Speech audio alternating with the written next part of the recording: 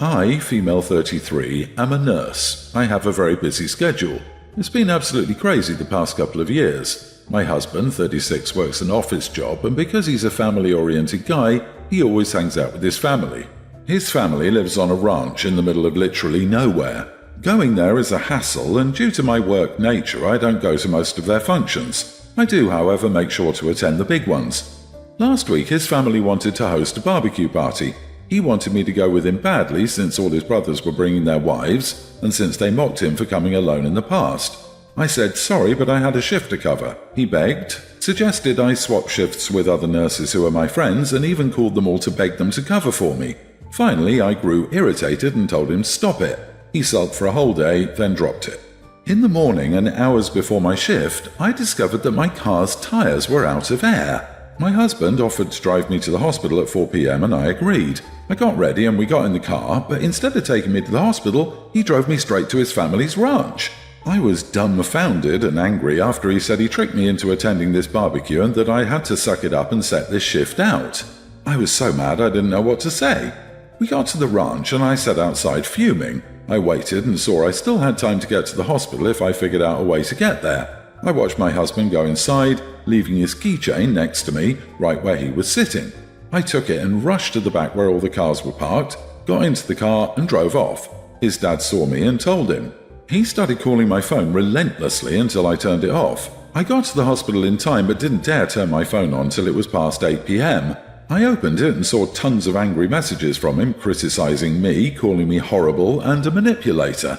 I got on the phone with him and he yelled about the awful stunt I pulled, bailing from the party and making him look bad in front of his family. He then calmed down and said that he now knows that work is more important to me and that he won't ever trust me after basically stealing his car and running with it. We've been on terrible terms since then.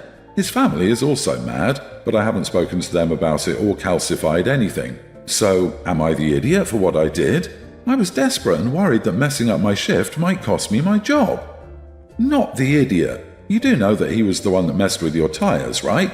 And I'm sorry, he called you manipulative? The person that lied to your face to get you to do what he wanted. On top of this, he prioritizes his leisure time over your career. Don't you dare apologize to him. Feel free to leave him. Some questions remain, though. You said his family lives far away and he tricked you into driving there, so you must have known you weren't going to the hospital pretty quickly, right? Why didn't you get out of the car? Also, your husband and his family have some issues, but it sounds like you are avoiding them, maybe with good reason.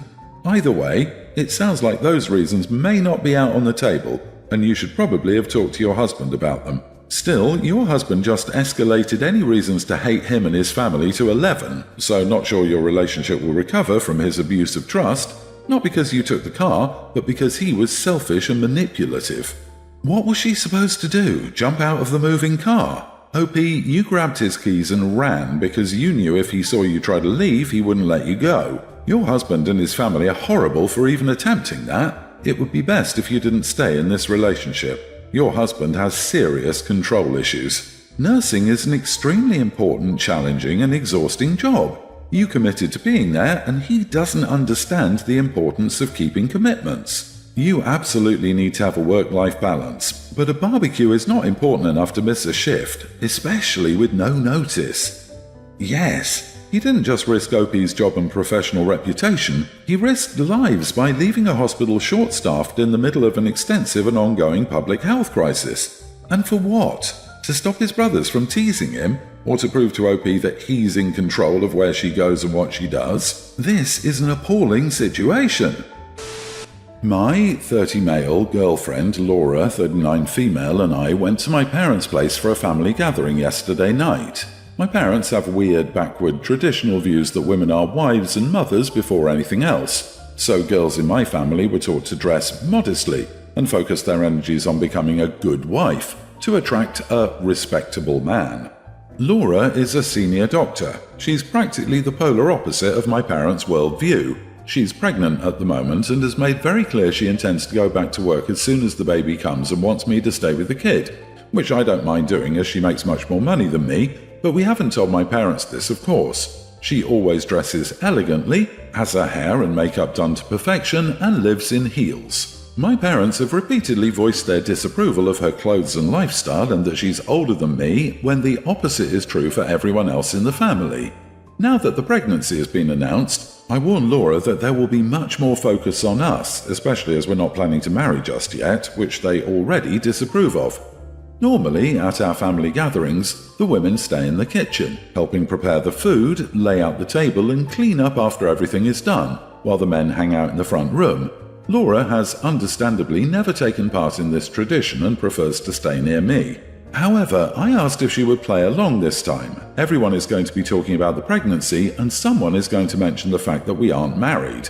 I feel like pushing the boundaries any further will cause a scene that nobody wants. Laura agreed and did the kitchen routine through gritted teeth. However, she was enraged when we got in the car to go home. She said she isn't a damn waitress and said I have another thing coming if I expect that from her in the future. I wasn't sure what to say to her. I took no pleasure in seeing her participating in my family's weird traditions. It was just something to prevent them from questioning her choices and lifestyle and how she chose to live out her pregnancy. It was to protect her. Am I the idiot? You are the idiot. I'm doing it to protect her. She can do that alone. If she cared about your family's traditions, she'd be complying with them. She clearly doesn't and doesn't care what they think about that. Who cares what they think or what they say? Clearly, you're the only one out of the two of you who does. Otherwise, you'd be backing her up instead of asking her to bend to them. You better give her so many apologies. This wasn't protecting her from OP's parents. It was protecting OP from having to stand up to his parents about how they treated her. Someone who puts in the time and effort to become a senior doctor shouldn't have to be treated as a cook because of their gender, let alone when pregnant. Why are you even tolerating this BS? Why aren't you standing up for the mother of your child? You don't want to rock the boat with your family? If that's the case, why bother with Laura and not stick to what your family expects? Why put her through that? If you have a daughter, will you expect her to conform to these idiotic, patriarchal and antiquated roles in front of her grandparents so they don't get upset? Grow up and get a backbone. If you want Laura, stand up for her. If your family doesn't like it, it's their problem. OP will be the type to have a first son party or cry physically to his mom and dad when a female is born. I can only imagine the crappy comments and inappropriate questions she must endure while cooking and cleaning the kitchen with all those women who disapprove of who she is. That meal had to be torture for her. I'll preface this by saying that I, female 34, lost my late husband years ago to cancer. I have a young son named Joseph. I met my now husband, Tim, 37, 2 years ago and married recently. Tim loves Joseph and considers him his own, and he's shown that many times. So we don't normally have any issues except for this. Tim started a habit of calling my son a nickname, Joey. My problem with this nickname is that it was used by my late husband for Joseph and it's kind of special to him. I asked him not to use this particular nickname and he at first fought me off about it, then came round and stopped doing it. Days ago, I hosted dinner with my late husband's family. They visit regularly. We sat down for dinner and suddenly Tim said, "Hey Joey, could you pass me this plate please?" The whole room went quiet. I got all sorts of dirty looks from my late husband's family because they knew he exclusively used this nickname. I looked at Tim and then lashed out at him loudly and in front of everyone, telling him that what he did was not okay and was a major overstep. He seemed shocked and said that he really wasn't paying attention and it was a slip-up. I responded that I'd already warned him about it 1,000,000 times, yet he chose to ignore it. He was red in the face. Finally, he got up, excused himself to the bathroom, and stayed there.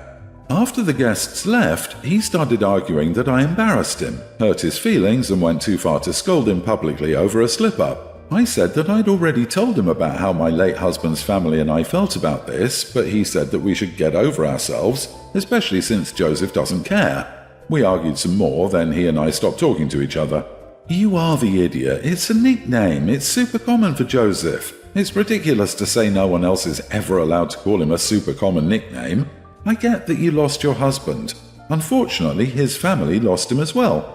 But it's been years. Are you and his family going to lose it every time you hear someone refer to your son as Joey?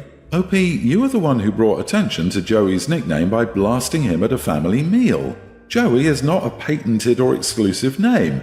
Yes, it is special to you. Your son is very young, and you've found someone who adores your child. Isn't that enough?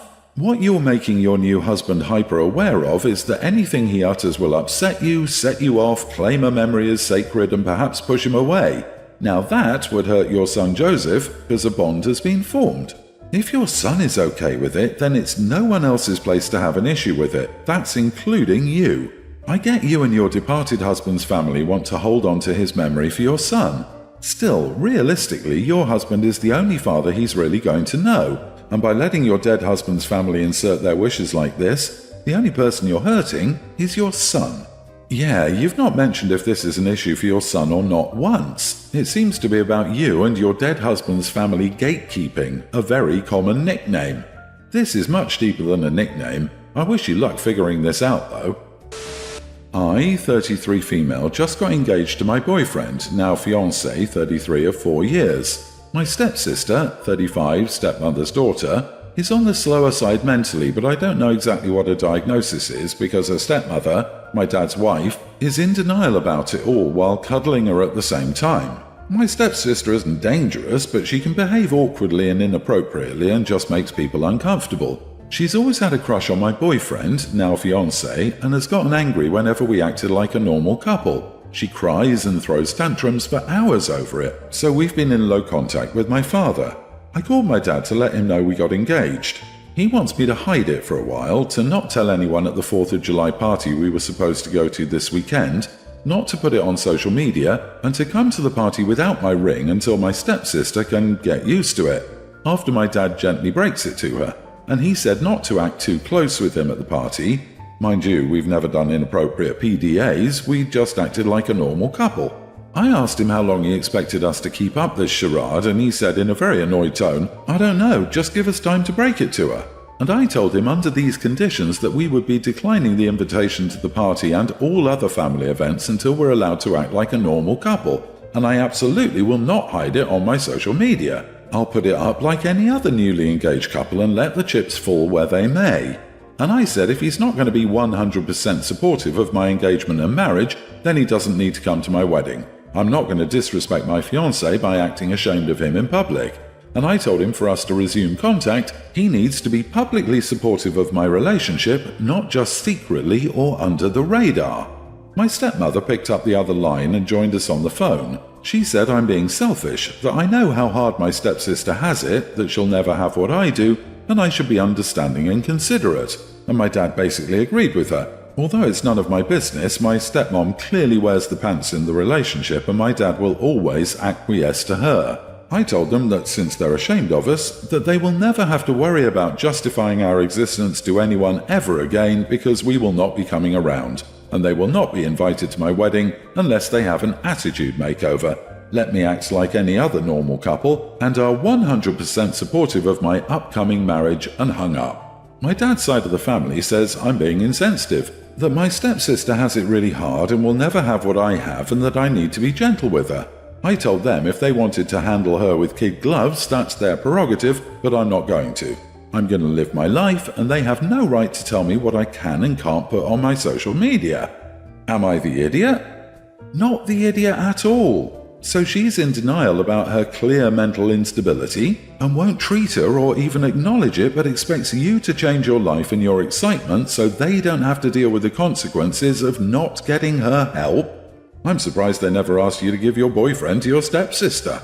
How much do you want to bet after stepsis is told they'll be, make her your maid of honor, let her wear a wedding dress too, she'll never have a real wedding so give her half of yours, blah blah.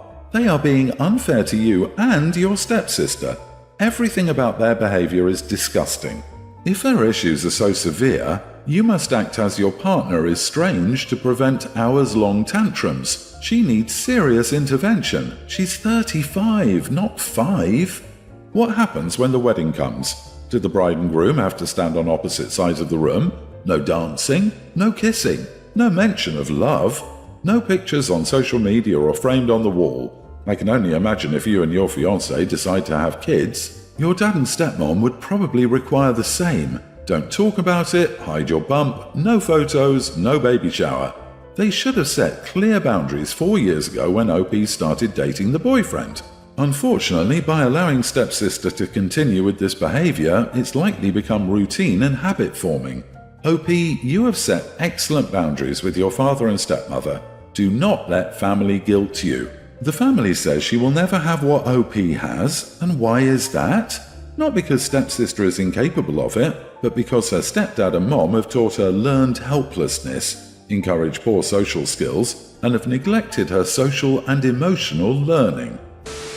I, 24 female, recently had my wedding on the beach of a beautiful hotel in Cancun. Many of my friends and family came, so I was very happy.